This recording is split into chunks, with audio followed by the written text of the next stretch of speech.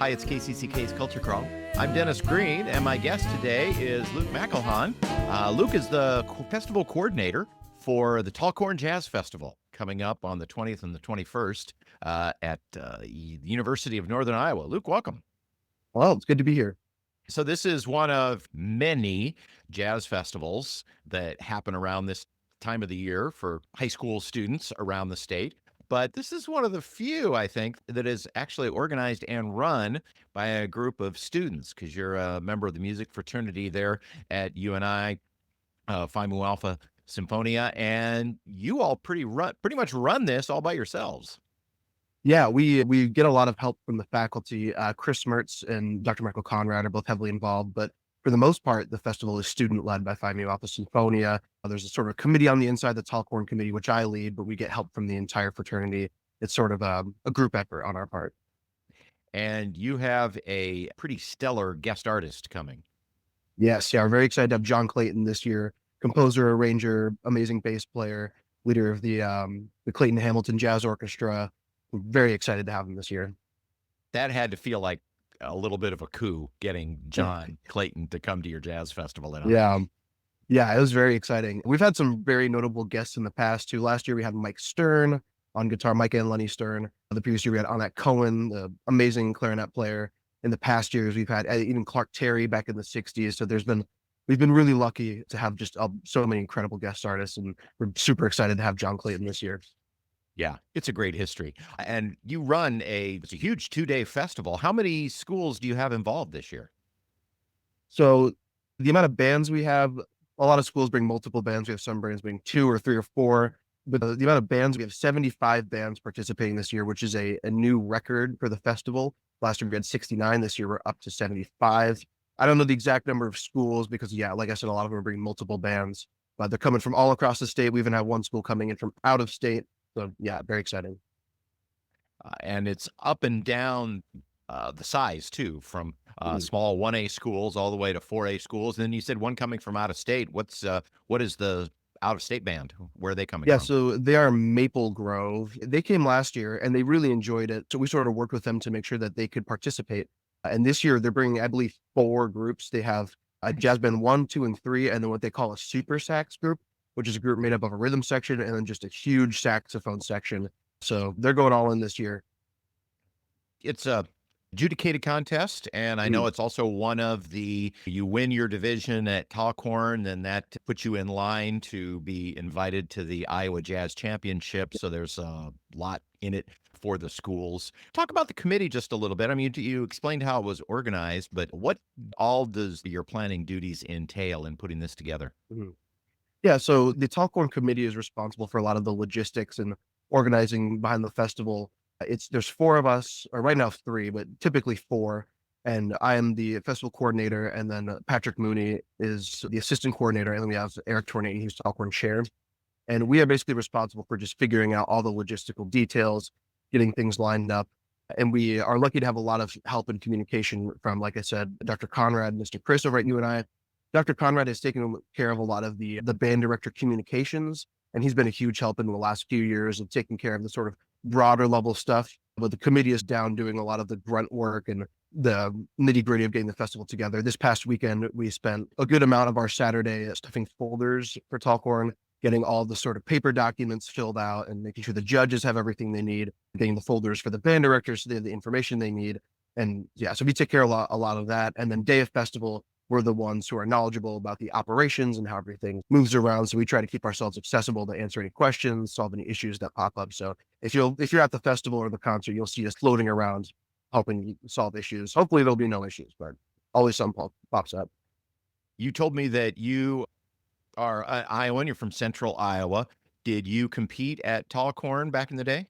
Yes, yeah. I went to Dowling Catholic High School, and when I was in high school, we went all 4 years, and it was just I didn't really know much about UNI or UNI's jazz program at the time, but I always really enjoyed going to Tallcorn, and it's really cool to be on it from the other end and to just see how it's run and the mechanisms behind the thing that I went to. Well, of course, part of the reason to do a festival like this is to bring a lot of high school students to the UNI campus and hopefully leave them with a good impression and maybe have them think about UNI as a place to go to college. So in your case, definitely mission accomplished, huh? Yeah, for sure. I was lucky. My senior year, we had a clinic with Chris Mertz from UNI, and I remember he called me by my name personally, and I was like, "Wow, this guy's really good." He knows me. Maybe I'll go to UNI, and I did end up going to UNI. So yeah, Tallcorn and the SDIJ concert are definitely our two biggest sort of recruiting events for the jazz department, especially. It's a good way to recruit. The competition, of course, will go through Thursday and Friday. What events are open to the public? And I'm particularly wondering about if somebody really wants to hear John Clayton, if will they have Yes. opportunities? Yeah, so the festival is open all day for public entry. I believe there's a $5 cost. You have to pay a little bit, but that $5 gets you entrance to the whole festival for both days. So if you just want to watch high school bands, or if you want to go see your nephew perform or something like that, the festival's open. We do have at the end of both nights, at the end of Thursday and the end of Friday at 7 p.m. in Bankston Auditorium, which is in Russell Hall, we have our Symphonian Dimensions and Jazz concert, which is the big finale to the day. It's a concert featuring UNI Jazz Bands 2 and Jazz Band 1, along with John Clayton. It'll open with the first half will be just the UNI Jazz Bands doing our own music. Then we'll have an intermission where we'll give out the awards for the festival. So you get to see which bands got first place, the best soloist, and all that. And the second half of the concert will be UNI Jazz Band 1 with John Clayton. He will be leading the band and hopefully playing some bass as well. That'll be it. If you want to see John Clayton perform, that's your ticket. The SDIJ concert, I believe tickets are open on Unitix right now. I recommend buying tickets in advance because the past 2 years it has sold out. So if you can get those tickets in advance, I highly recommend because it gets very crowded for those nights. There is also, I noticed on the schedule, some time when there's going to be kind of a more informal Q&A with John Clayton during the day. Yes, yeah. So we in the middle of the festival around 12 o'clock in the afternoon, we take a break from the high school bands, we take a break from the competition, and we do what we call a sneak peek with UNI Jazz Band 1 and John Clayton. So Jazz Band will play one of our own songs without John Clayton, and then he'll come out on stage and perform one with us, and then we'll have 15 to 30 minutes to answer any questions from the audience. So that is also open to the public if you'd like to come to that as well.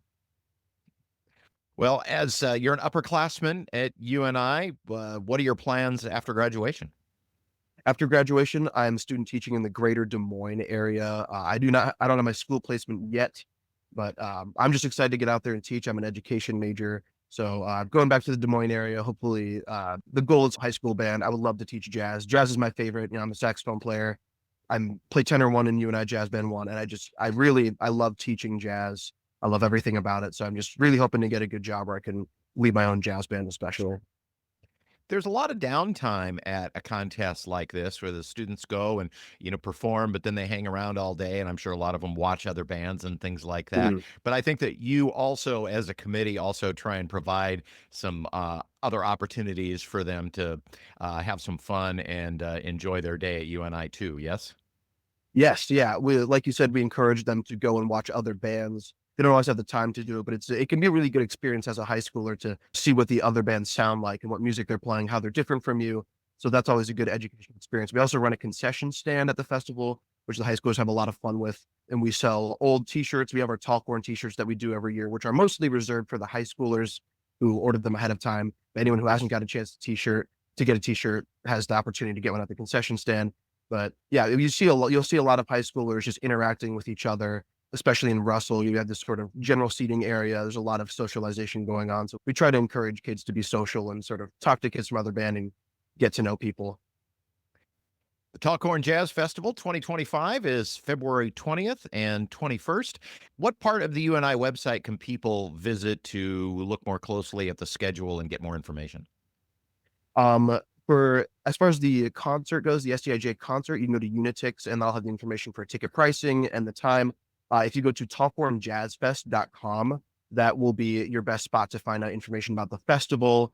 I believe we have a link to our band director info packet there. It might not be, we might reserve that for just band directors, but that website will have a lot more of the information regarding festival operations and stuff like that.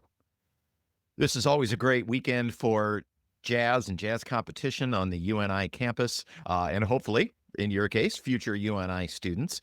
Congratulations again on your getting John Clayton to come Very and exciting. perform with Yeah. the band and also answer some questions, which I think would be a lot of fun as well. Luke, good luck with the event, and I'm sure it'll go well. Thanks for being with us today. Awesome. Thank you. You can hear The Culture Crawl live on the radio most weekdays at 10:30, on demand at kcck.org/culture, or subscribe using your favorite podcast player. Watch our videos on the KCCK Facebook and YouTube channels. Our producer is Lydia Kilgore. The Culture Crawl theme is composed by Vivian Shanley. I'm Dennis Green, and I'll talk to you later.